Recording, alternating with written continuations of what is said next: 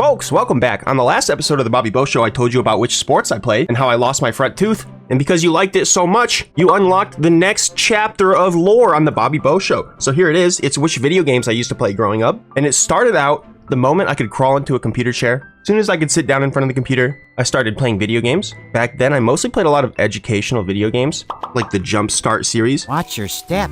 These webs can get pretty sticky.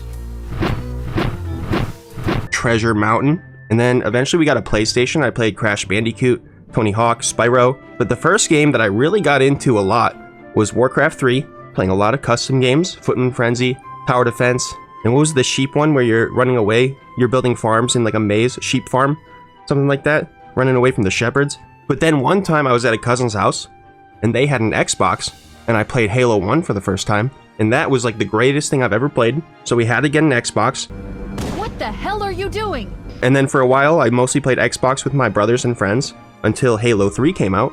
And then when I was playing Halo 3, I had a friend at school that introduced me to competitive gaming, and he told me about GameBattles.com, where people would go online and they'd find other people that wanted to try hard, and they'd set up custom games against each other. And then you would report who won the match, but you had to record your screen with a camera or get a capture card, because if they lost and they said that they won, you had to submit a video to prove that you won. So those were the good old days, and we were actually pretty good at that.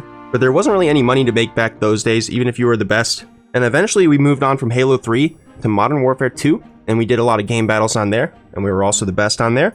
But eventually Black Ops came out, and I just didn't like it for some reason. It was too different than Modern Warfare. And instead of playing Call of Duty, I started playing League of Legends and Minecraft, just for fun. But then, one day in 2016, I was watching E3, and I saw a trailer for a game called Paragon. And Paragon was like League of Legends, but instead of top-down, it was a third-person, 3D, same type of game, but just 3D. And when I saw that, I thought, okay, this is going to be League of Legends 2.0, so I got to start playing this. So I started playing Paragon very early, and I made a YouTube channel, and I started making some content, but then the game just kind of died.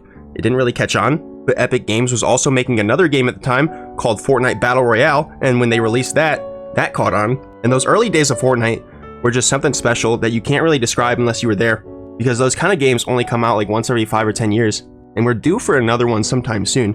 But back then I could just play Fortnite for like 12 hours with the friends, and even though I was pretty bad at the start, I eventually got a little bit better, and it got to the point where I decided to start making some Fortnite content, and then I posted some clips on YouTube and Reddit, and then millions of you started watching those, and then the rest is history, and here we are today. Quickly approaching 1 million subscribers, so make sure you're subscribed, and tell me what video games you used to play. But it's time for the Bobby Bo Show. Here's the moves it starts with. It's a Queen's Gambit, and now they play C6, a common opening move here, called the Slav Defense, and I'm just going to trade pawns here, but instead of taking back with their pawn, they take back with the queen. And we have a bit of a mistake here already, because I'm just going to play knight to c3, and after the queen goes back, I'm already ahead in development, and the engine almost says +2 already, just because I have a center pawn and a knight out, and I'm going to play knight to f3 now, and I'm going to have 2 knights out, and watch how much faster I develop after they play bishop to g4. And what do you do now? Well, they usually do this to pin your knight to the queen, but the knight is not pinned to the queen right now because this pawn has not moved yet. So I could just play knight to e5 right now, but I'm thinking about how the bishop's no longer defending the pawn here, you know? So queen to b3, but they block with queen to b6, and now I should just play knight to e5, attacking their bishop. And if they take my queen and we trade queens, they have to defend their bishop or move it, so they'll play like knight to f6 to develop and defend their bishop. But then I'll play something like f3, attacking their bishop, the bishop will have to move back, and then I'll just play e4, and then I'll have 2 pawns in the center, I'll have my knights out, I'll be almost fully developed, they'll just have 1 knight out, we'll have traded queens, I'll have doubled pawns out here, so that's one thing, but I'm going to have a big advantage here if I play knight to e5, but I tried to trade queens first, and then play knight to e5, and it's not quite as good here. They could just play h5 and defend the bishop this way, or knight to f6, and this order is apparently just not quite as good. But here they play bishop to e6, moving the bishop back because it was under attack. Pretty logical, okay? But now this blocks the e-pawn, and usually you want to move the e-pawn up so you can bring the bishop out, but this just stops them from developing.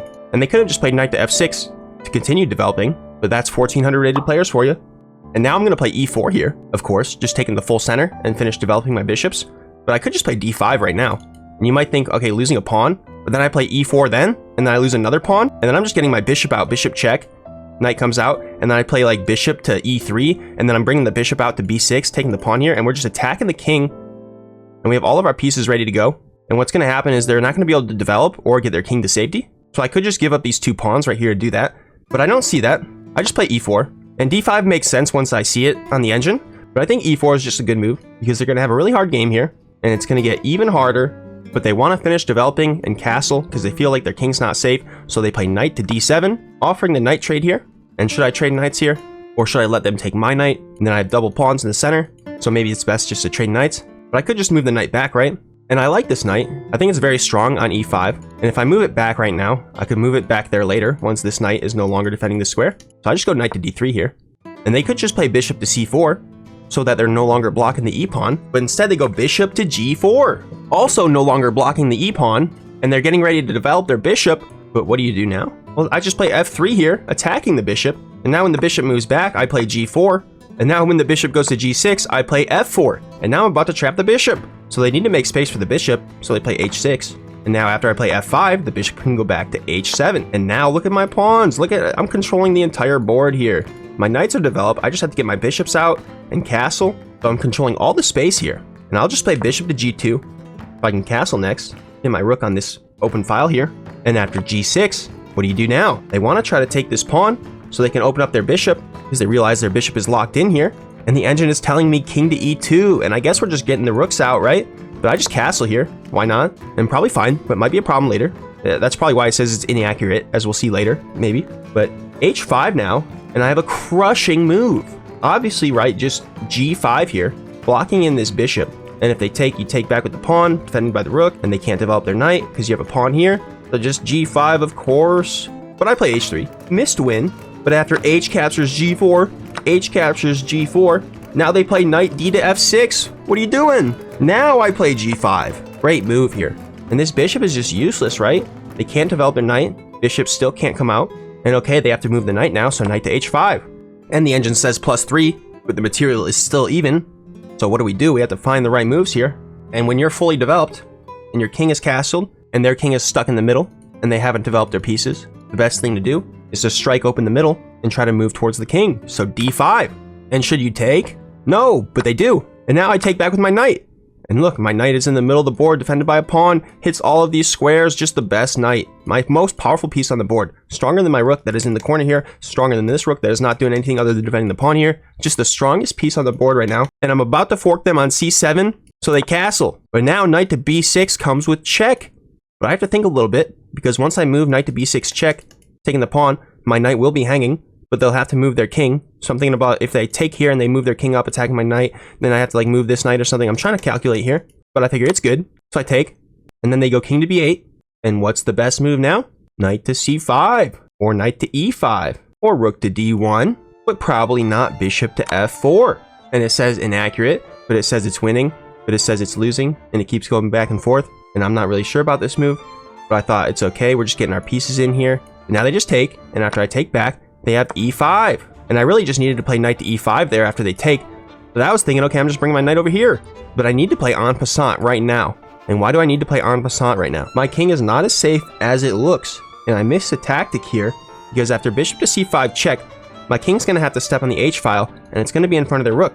And after knight to d5, I'm practically losing now. But they have to play bishop to c5 check right now. Instead, they take on f5 first, and before taking back, I think for a moment, and I realize that bishop to c5 check is coming, and I'm trying to figure out if I lost or not, because if I take this pawn, they play bishop to c5 check, I go to h2, they take with the bishop, it's check, I go king to g3, and I'm just losing. My king is not going to be safe, and they're actually going to be farther developed than me, and ready to attack my king. So I cannot take the pawn here, and I'm looking at bishop to c5, so I just play rook to c1, and now I'm defending the square, and I'm also getting ready to bring my rook down to checkmate, and I could just play something like rook to c4, rook to a4, and then rook to a8 checkmate. So I'm winning the game, and I'm even more winning after they take on e4. And now what? They're trying to get their bishop in the game, trying to maybe get a pawn down the board.